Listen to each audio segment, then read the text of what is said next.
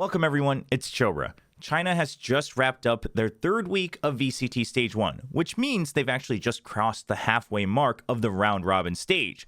So you would imagine we have a pretty clear picture of what's going on, but there are still some big changes that are coming through. So without further ado, let's dive right in. Let's talk about one of the last matches that happened in this week, and that's going to be NOVA Esports versus Fun Plus Phoenix. Now, this was a pretty big deal because while NOVA had a rough return to Stage 1 in Week 1, they actually redeemed themselves quite a bit, I would say, by having a solid victory against the reigning kings of China, EDG. Now, the big question was, could they do it again against a somewhat rejuvenated Fun Plus Phoenix? Well, the answer was yes. NOVA comes in and gets another 2-0 win against FPX. Now, none of these maps were, completely one-sided or landslide. Same thing with EDG. But the fact of the matter is even though they were close, NOVA was able to actually close out every single one of these maps against, two of the titans in China, and now kind of claiming their spot as potentially the best team in Group Alpha. Now, I do want to put a disclaimer out there that both the EDG match and FPX match have arguments on both sides. So NOVA playing very well, looking a lot more, drilled and kind of cohesive. Whereas on the other side, EDG and FPX both not looking as strong as we usually expected them to in the past years. So as an example, FPX picks the Icebox again, despite getting completely bodied by none other than Tai Lu in the previous week. And listen, I praised their Icebox in Week 1 and the macro and the way they were using their time and playing by numbers. But then it was very disappointing in Week 2, where it just seemed to get red and they looked a little bit lost on the map. So they pick it again, and Nova's prepared. And in fact, CB pops off this game. I mean, he's feeling the energy as well. He gets up, he's taunting FPX, he isn't afraid of anything, and he's able to really shut down FPX just enough in those crucial rounds to turn things around and keep that lead just enough to close out the map. I also want to mention that as we see FPX maybe not completely snowballing the lead or having the complete momentum, life overheating is starting to creep up on him once again. There are some moments where it's like, where's the discipline that we saw in Week 1, where you were playing as a team, you were waiting together, and you knew how to play your advantage, where maybe sometimes they're looking for a retake and life is kind of peeking out and getting picked off, and now they don't have that explosive re-entry, things like that. So there were some questions there. But all in all, again, I think it's a bit of a mix between FPX maybe not knowing how to adjust when they're not dominating the round or the game versus NOVA also coming quite well prepared, and also individually now having the confidence just to say, hey, this round I'm taking over. Then you move on to the next map, which is NOVA's map. And NOVA this time continues to vary their map pool by picking Split. Now, we hadn't seen it from them here in Stage 1, but they come in with the Deadlock Vice, which I am a big fan of. We're finally starting to see more Deadlock around the world, which is great because I think Deadlock is very, very strong right now in the current patch. The Deadlock was quite solid. Being played by Obi-Wan, he's able to really fulfill that role as the Deadlock, really plays it much more as an initiator, which is kind of what you'd expect in this composition, where Vice is still going to be that hard sentinel.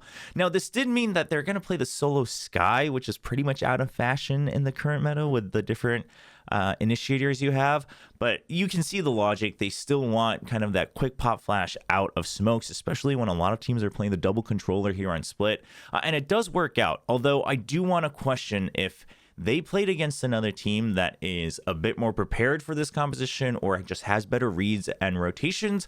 Would the solo Skye still be enough? I'm not entirely sure, because there are times when FPX looked like they had the information to make the right read and get ahead of things on defense, right? Make those rotations and be prepared for the attack.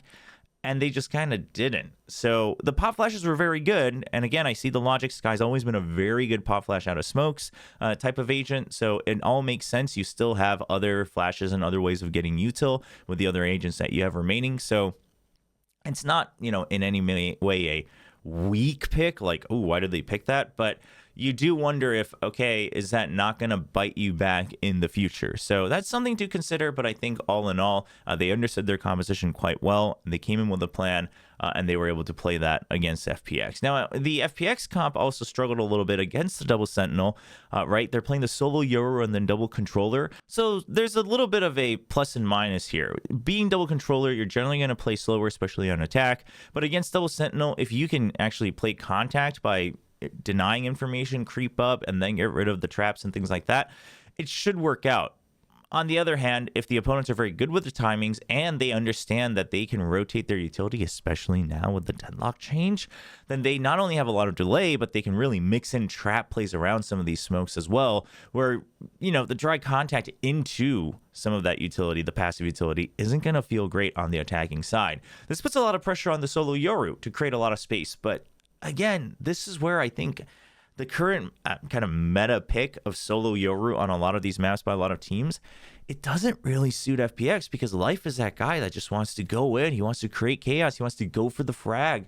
And sometimes it's that Yoru, if you're the only one who's able to create that space, you can't afford to do that.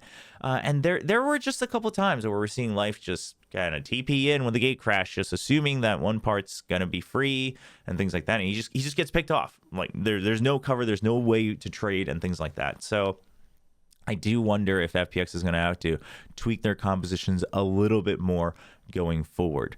As a last note, I just want to say Azir continues to be the most consistent player for NOVA Esports, once again putting up the highest numbers, the best kind of stat line overall. So I think that's going to be the rock for NOVA. But then CB had his pop-offs, especially on that Icebox. Obi-Wan's coming into his own now, feeling a lot more comfortable, playing a little bit of that flex. NOVA is looking good.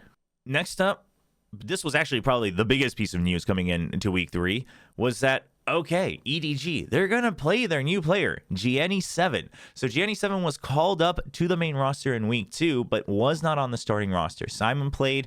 They lost to NOVA Esports 0-2, although Simon actually put up quite the numbers. Wasn't able to really carry the rest of the team as they were struggling to really fight back.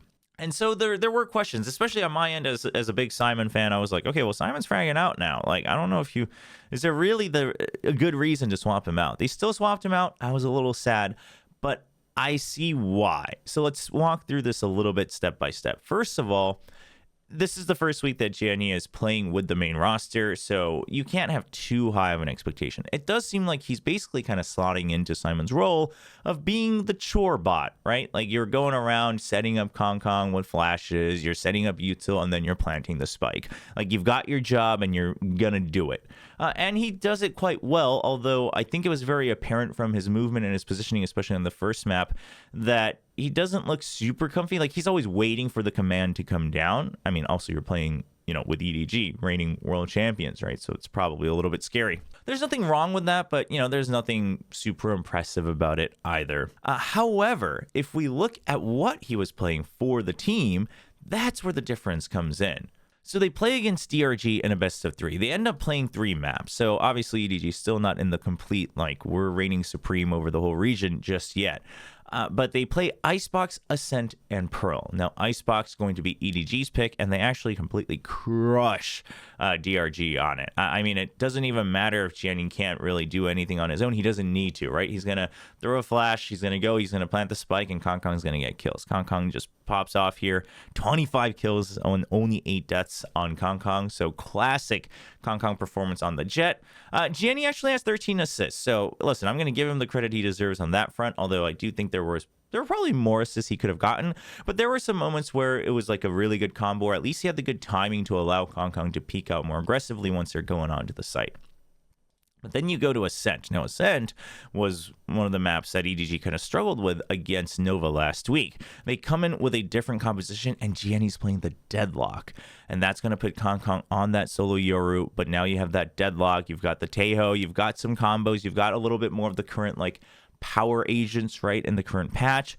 Okay, they're experimenting. They don't get the win, but they still get 9 rounds, and it's not looking too bad. Then you go over to the Pearl, and now Gianni's playing the Yoru, which allows Kong to play the Chamber. And I do dare say that he looked the most comfortable on Yoru. He looked comfy enough that he's able to hold those solo positions and then rotate and things like that you want in a double TP composition with the Yoru and the Chamber on Pearl. So I mean, that's not stuff we could have seen with Simon. I hate to say it, but that's just true. So if he's able to just get a little bit more comfy, get the assist when he needs to on certain comps, I think this is probably a positive change for EDG. It allows him to continue to experiment a bit more. It allows him to try to stay ahead of things in this flow of the meta this year where kind of anything goes, right? And you just have to figure out how can we make sure that we are able to mid-round and adjust and trade better more than saying what is the golden answer in the current meta. So I think with the patterns being read a little bit, the style being read a little bit from EDG, as sad as I am to admit it, just agent pool flexibility is going to allow EDG to expand their style a bit more, and I think Gianni is filling in that role quite well. It should be noted that Vukashu was still diffing people left and right, and even Kong gives him respect in the press conference, saying he was getting read by Vukashu, right? And he has to give props to Vukashu for being able to do that. Just saying that he's a great player. So, I mean, Vukashu still has that fragging power, and I think that really may continue to carry DRG just enough, right, into contention to maybe even go to Toronto. But all in all, I think in the long run, this is going to be good for EDG. This is probably a good change moving forward, and we'll see how it grows. There is one more match I just want to touch upon a little bit more in detail before we wrap up the summaries, and that's going to be Wolves versus XLG, or Shilai Gaming. Now, this was the match that I said I had my eyes on coming into week 3, and that's because we kind of assumed that they would be matched fairly evenly in power, right? And this would also be a very good tell of, okay, who's kind of next in running in Group Omega to try to make it into playoffs and maybe even be a surprise pick going into Toronto. Well, it was close, right? One map goes to overtime, the other one's 13-10. But I think you can't help but be disappointed if you're a Wolves fan, quite frankly. First of all, XLG shows up today, or not today, but on match day, right? Rarga's fragging out on the Neon on Fracture, so it's a good pick by them on the map draft. Happy Way has some good performances over on Icebox as well. The strengths that you've seen from this team just come back up in this matchup, which is exactly what they needed. They were lacking a little bit of that consistency, and they're able to pull it together. However, you look on the other side, and you're thinking, Wolves definitely should have at least closed out that Fracture. They should have been able to figure something out in the 5 rounds that they give up towards the end, where they were allowing XOG to actually get to map point first. And there's just a lot of kind of lack of diversity and depth coming out from Wolves in this game in general, that I think is a little bit worrying. And honestly, they have great players, but they're not that strong. They're going to be aim diffing people left and right all the way up to the top 3, top 4 for the year. So I think this was probably a bit of a learning lesson and a reality check for Wolves, where, okay, if we're not able to snowball all the way to the end, we need other plans, and we need to be able to have better reads. We need to have better mid-rounding. Whereas XLG, I think actually this one, they did have some okay mid-rounding, but also the fragging power comes up, so they have the confidence to now say, okay, I'm going to take these timings, I'm going to take this duel, things like that. Obviously on Fracture, it's still overtime. It really could have been anybody's game, but it's going to be XLG who's able to close it out in overtime in the first set of overtime. Rarga has 29 kills, only 18 deaths, so a plus 11 KD differential, but basically a 30 bomb here from the Neon. Incredible ACS as well, incredible rating. All in all, a good scoreline. But right behind him is Vivo with 20 kills as well on the Tejo. So just a lot being carried out by those two players coming into that map.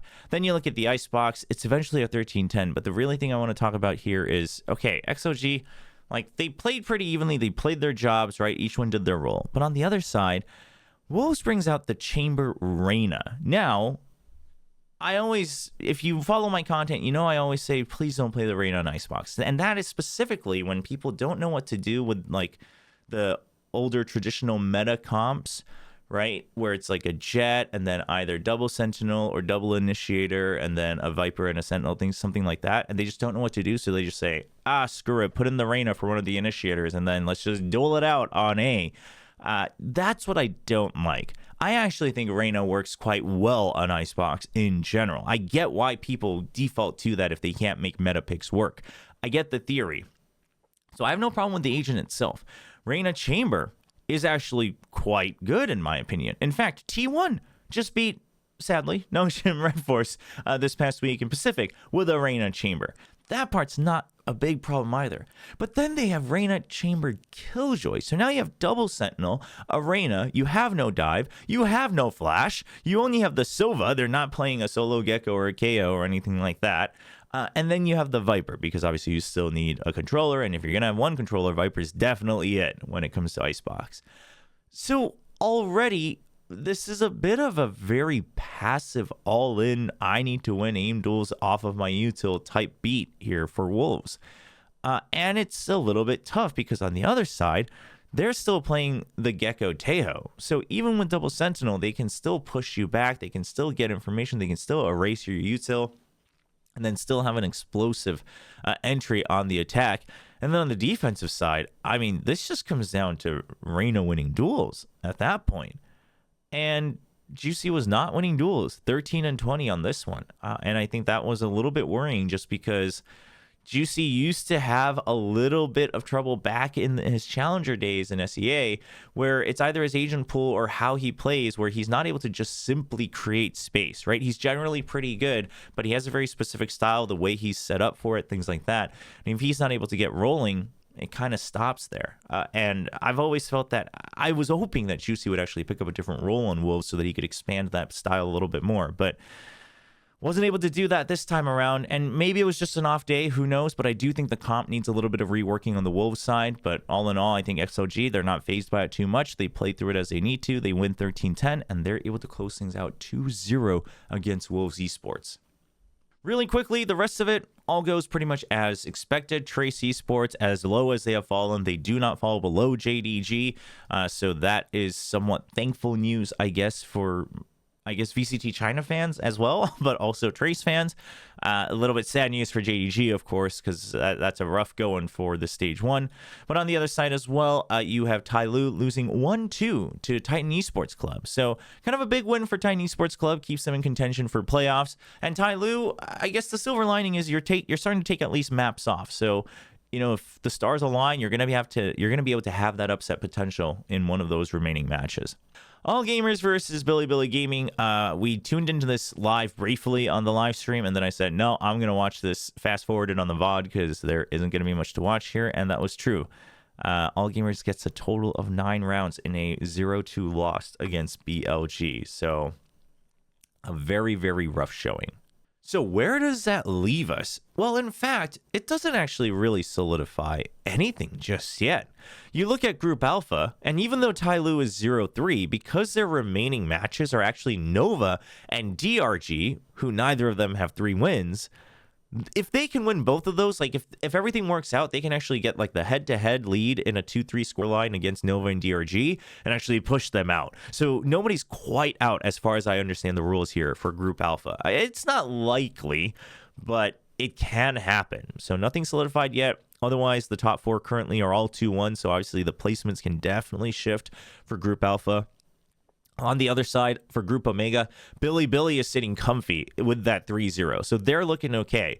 But then you look at JDG and All Gamers both at 0-3, and you're thinking, okay, well, this should be wrapped up as well, right?